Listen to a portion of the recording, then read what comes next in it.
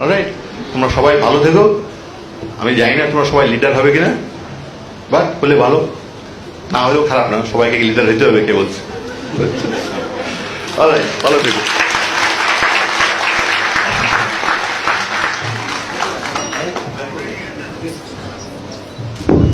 স্যারকে অসংখ্য ধন্যবাদ আমাদেরকে অনুপ্রেরণামূলক বক্তব্য প্রদান করার জন্য।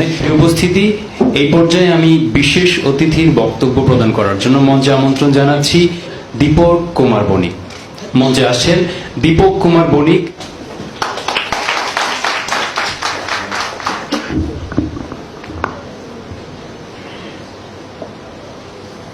সমবেত সকলের মতো আমিও গোলাপ ফুল খুব ভালোবাসি। রেসকোর্স পার হয়ে যেতে যেতে সেই সব গোলাপের একটি গোলাপ গতকাল আমাকে বলেছে আমি যেন কবিতায় শেখ মুজিবের কথা বলি। আমি তার কথা বলতে এসেছি। শহীদ মিনার থেকে খসে পড়া একটি রক্তাক্ত ইট গতকাল আমাকে বলেছে আমি যেন কবিতায় শেখ মুজিবের কথা বলি। আমি তার কথা বলতে এসেছি। সমবেত সকলের মতো আমিও পলাশ ফুল খুব ভালোবাসি। সমকাল পার হয়ে যেতে যেতে সদ্য ফোটা একটি পলাশ গতকাল আমাকে কানে কানে বলেছে আমি যেন কবিতায় শেখ মুজিবের কথা বলি। আমি তার কথা বলতে এসেছি। আর মাত্র 2 দিন পরে শুরু হতে যাচ্ছে বিজয়ের মাস। মানুষ মাত্রই কিন্তু স্বপ্নিক। আমরা যে আমাদের এই বিজয় পেয়েছি তাও কিন্তু কিছু স্বপ্নকে ঘিরে, কিছু আকাঙ্ক্ষাকে বুকে ধারণ করে। মুক্তির সেনারা বহ্নে শিখায় ঝাঁপিয়ে পড়ার মতো বুকে সাহস বেঁধেছে কিছু স্বপ্নকে ঘিরে। 7 কোটি বাঙালি জয় বাংলা স্লোগানকে বুকে ধারণ করে এই দেশটা স্বাধীন করেছে। একটি স্বাধীন, সার্বভৌম, সুন্দর, শান্তির বাংলাদেশ দেখবে বলে, একটি গণতান্ত্রিক বাংলাদেশ দেখবে বলে, একটি অসাম্প্রদায়িক রাষ্ট্র দেখবে বলে, একটি সমাজতান্ত্রিক রাষ্ট্র ব্যবস্থা তথা সকলের সমান অধিকার পাবে বলে। বাঙালি জাতীয়তাবাদের স্বপ্ন দেখে তারা যুদ্ধ করেছিল। আমরা কতদূর হাঁটতে পেরেছি সেই শহীদের স্বপ্ন পানে? অরাজনৈতিক প্রতিষ্ঠানের রাজনৈতিক বক্তব্য মনে হচ্ছে আপনাদের, তাই তো? অনেক বক্তা অনেকগুলো কথা বলে গিয়েছেন। আমার কথার ধরনটা একটু অন্যরকম। এটারও প্রয়োজন আছে, প্রয়োজন আছে বিধেই আমি বলছি।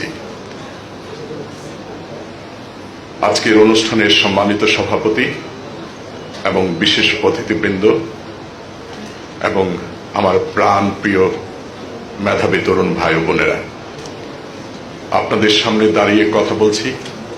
আপনাদেরকে অশেষ ধন্যবাদ যে আমার কথাগুলো মনোযোগ দিয়ে শুনছেন। আমি এমন একজন মানুষের সামনে দাঁড়িয়ে কথা বলছি যার আমি অত্যন্ত ফ্যান, যা আমি ভাষায় প্রকাশ করতে পারবো না। আমার শ্রদ্ধেয় শিক্ষক জাফর ইকবাল স্যার, ওনার মতো একজন মানুষের সামনে দাঁড়িয়ে কথা বলার সুযোগ আমার হবে এটা কখনো ভাবিনি। আমি স্যার আপনাকে অত্যন্ত শ্রদ্ধা করি অন্তরের অন্তঃস্থল থেকে। আমার মতো লাখো তরুণ বাংলাদেশের আপনার অনুসারী আপনাকে পছন্দ করে। আপনাকে সালাম স্যার।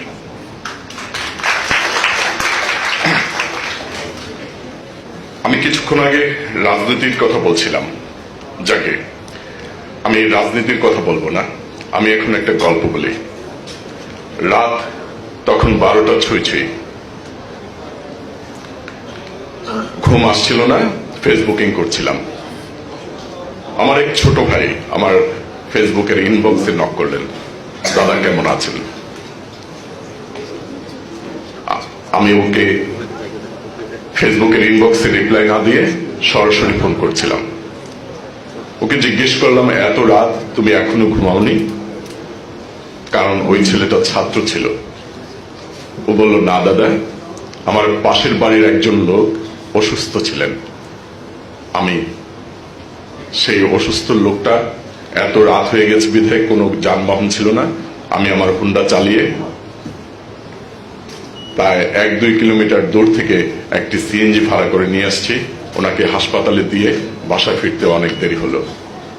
আপনারা জানেন ওই ছেলেটা কিন্তু রাজনীতি করে। আর যেই ছেলেগুলো নাক ডেকে ঘুমিয়েছিল সেদিন, সেই ছেলেরা কেউ কিন্তু হাসপাতালে সেই বৃদ্ধ লোকটিকে সাহায্য করতে যায়নি। আমাদের মতো প্রজন্ম, আমাদের মধ্যে অনেকেই আমরা আছি যারা আই হেট পলিটিক্স এই ধরনের চেতনায় বিশ্বাস করে নিজেকে গর্বিত ভাবে। আমি বলবো এটার মধ্যে গর্বিত হওয়ার কিছু নেই। আপনি দেশকে ভালোবাসেন, আপনি নিজেকে দেশপ্রেমিক ভাবেন, আপনি ভাবেন আপনি ভালো মানুষ, আপনি ভাবেন আপনি দুর্নীতিমুক্ত একজন মানুষ, অথচ আপনি ঘৃণা করেন রাজনীতিকে। আপনি ভাবেন রাজনীতি আমার জন্য নয়, আপনি ভাবেন রাজনীতি করে কি হবে, আমি তো প্রতিষ্ঠিত হতে পারবো না, রাজনীতিতে আমার জায়গা হবে না। এ ধরনের পরিস্থিতি হয়তো কিছুটা আছে, কিন্তু এটা কারা সৃষ্টি করেছে? এটা সৃষ্টি করেছে আপনার মতো লোকজনে।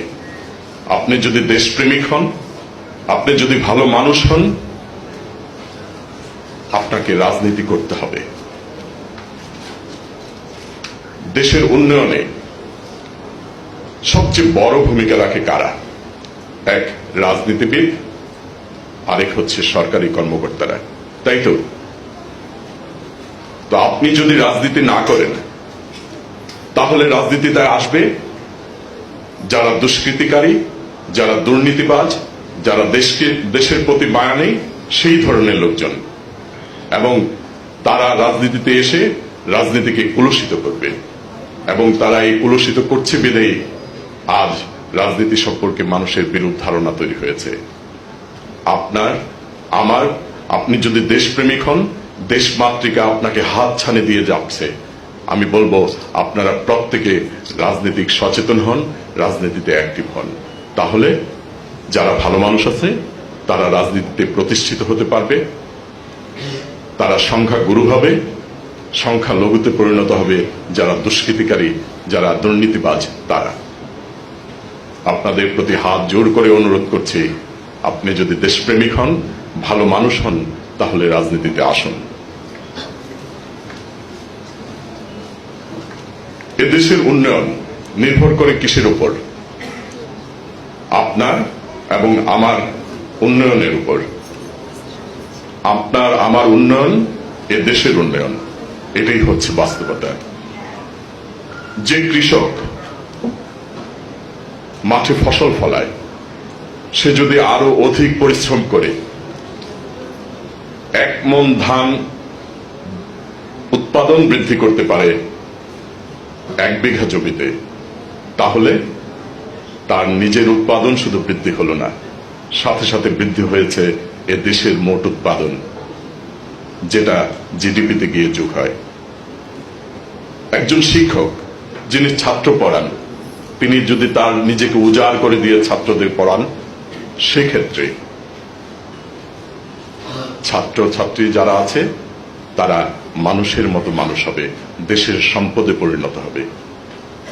একজন রিক্সা চালক, সে 8 ঘন্টা পরিশ্রম করে হয়তো 600-700 টাকা ইনকাম করে, সে যদি আরো 1 ঘন্টা বেশি সময় ব্যয় করে, আরো 1 ঘন্টা বেশি পরিশ্রম করে 100 টাকা বেশি রোজগার করে, তাহলে শুধু তার নিজের আয় বাড়ল না, সে আয় যোগ হলো দেশের মধ্যে, দেশের মোট আয়ের মধ্যে।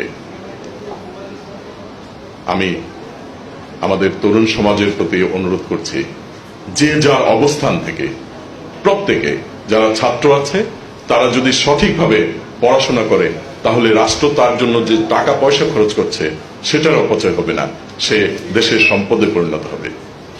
আমি প্রতিটি ছাত্র ভাই বোন থেকে আরম্ভ করে প্রতিটি মানুষের প্রতি উদাত্ত আহ্বান রইল, আসুন আমরা প্রত্যেকে নিজ নিজ দায়িত্ব সঠিকভাবে পালন করি।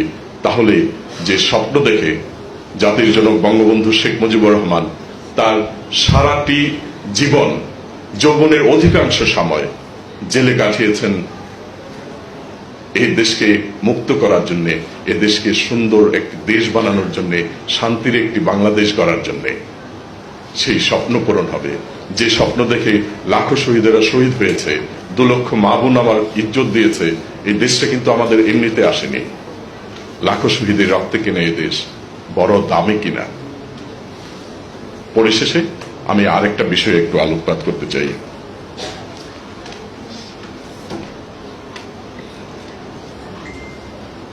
আমরা পরিচয়ে কেউ হিন্দু, কেউ মুসলমান, কেউ বৌদ্ধ, কেউ খ্রিস্টান।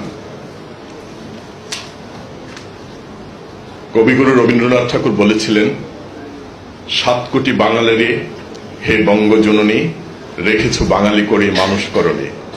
আমরা কতজন মানুষ? কেউ যদি মারা যায় আমরা খুঁজি হিন্দু মারা গিয়েছে না মুসলিম মারা গিয়েছে, বৌদ্ধ মারা গিয়েছে না খ্রিস্টান মারা গিয়েছে। কাজী নজরুল ইসলাম তার একটি কবিতায় বলেছিলেন, ওরা হিন্দু না ওরা মুসলিম, ওই জিজ্ঞাসে কুঞ্জন, কান্ডারি বল ডুবিছে মানুষ, সন্তান মুরমার। আমাদেরকে মানুষ হতে হবে, মানুষের মতো মানুষ হতে হবে, মানবিক বোধ সম্পন্ন হতে হবে, এই দেশটাকে শান্তির দেশ হিসাবে গড়তে। আমাদের ভিতরে যে কাম, ক্রোধ, লোভ, মোহ, মদ, মাৎসর্য আছে, এগুলোকে নিয়ন্ত্রণে রাখতে হবে। আমরা 2 ভাই বা 3 ভাই, আমার 2 ভাই যদি আমার বাপের সম্পত্তি বেশিরভাগ ভাগ করে নিয়ে যায়, আর আমি যদি এটাতে আমার মনের ভিতরে ক্ষোভ বা ক্রোধের জন্ম না নেয়, তাহলে কিন্তু আমার সেই পরিবারটি একান্নবর্তী পরিবার হতে কোনো সমস্যা নেই, কোনো সমস্যা থাকেও না। নিজের ভিতরে ক্রোধ বা লোভ, মোহ, মদ, মাৎসর্য এগুলো যদি আমার ভিতরে না থাকে, আমরা সবাই যদি একইভাবে চলতে পারি, তাহলে একটি গ্রামও একান্নবর্তী পরিবার হওয়া সম্ভব, একটি উপজেলা একান্নবর্তী উপজেলা হওয়া সম্ভব, একটি বিভাগ, একটি দেশ একান্নবর্তী হওয়া সম্ভব। আমি তো স্বপ্ন দেখি একান্নবর্তী পৃথিবীর। আসুন শান্তির পৃথিবী আমরা গড়ি, একজন মানুষ আরেকজন মানুষকে ভালোবাসি, ভালোবাসার হাত বাড়িয়ে দিই প্রত্যেকের মাঝে। আপনাদের সকলকে ধন্যবাদ আমার বক্তব্য মনোযোগ দিয়ে শোনার জন্য। এমন সুন্দর একটি শ্রোতা গ্রুপের সামনে আমি বক্তব্য দিতে পারে আমি নিজেকে ধন্য মনে করছি। জয় বাংলা, জয় বঙ্গবন্ধু। সবাই ভালো থাকুন।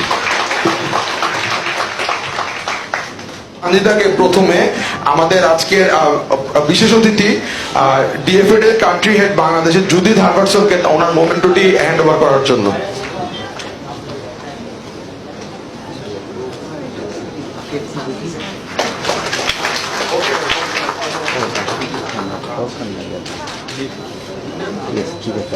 আসবেন আমরা পেশাদার লোক। আমি এখন অনুরোধ জানাচ্ছি আমাদের আরেকজন বিশেষ অতিথি দীপক কুমার বণিক স্যারের মোমেন্টটি হাতে হ্যান্ড ওভার করার জন্য। দীপক কুমার বণিক।